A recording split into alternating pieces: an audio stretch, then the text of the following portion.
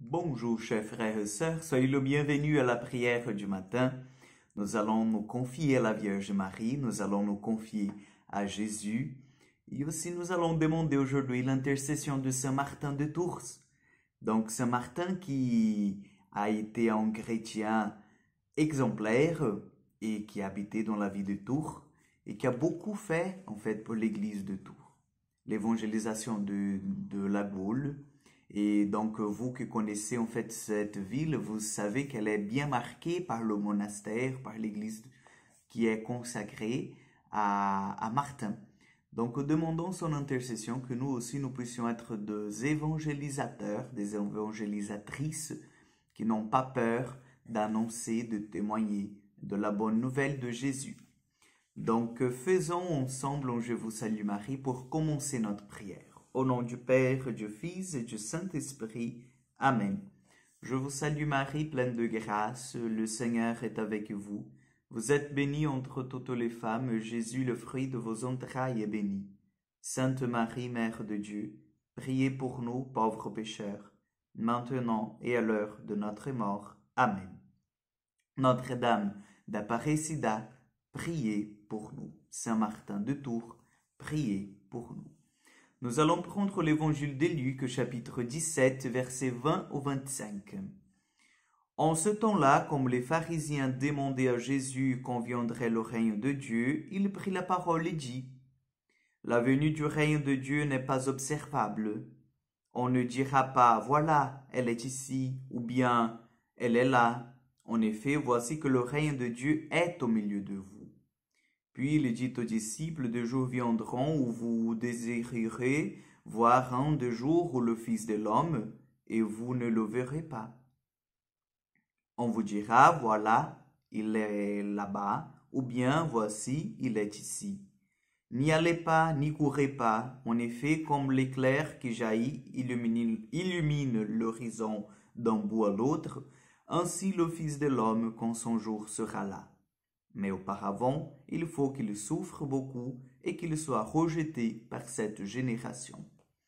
Acclamons la parole de Dieu. Chers frères et sœurs, nous avons cette grâce énorme de faire partie de ce royaume de Dieu qui est là déjà parmi nous, au milieu de nous.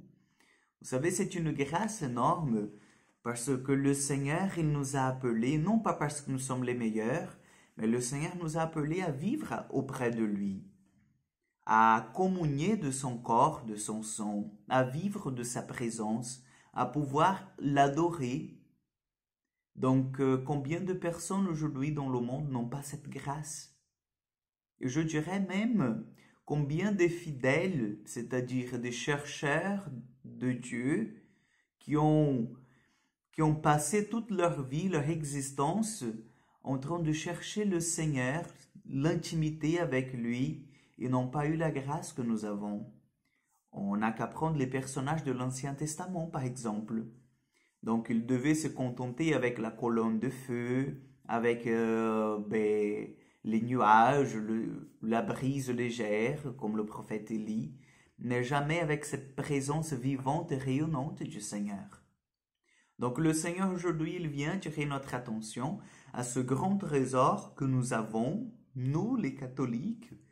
Nous avons ce grand trésor parce que nous pouvons entrer en communion avec Dieu, nous pouvons entrer en communion avec notre Seigneur. À travers le sacrement, bien sûr, cette communion qui est directe, cette communion qui est profonde, mais aussi à travers la prière. Parce que vous savez que lorsque nous prions, nous entrons dans le plus intérieur de nous-mêmes, comme on dit la Veritas Splendor, ce document de l'Église, nous entrons dans notre sanctuaire, où Dieu habite. Où Dieu habite. Vous voyez, c'est très profond cela, c'est très intense, parce que nous voyons en même temps que la grâce de Dieu, elle s'approfondit.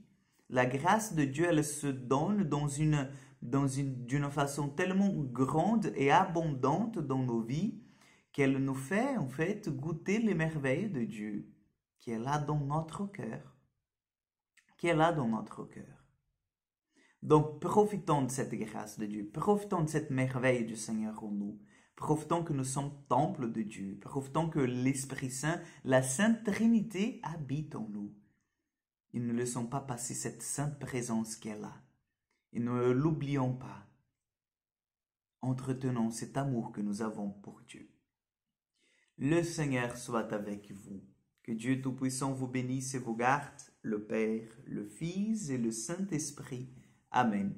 Je vous souhaite une bonne journée et à demain pour encore une prière du matin.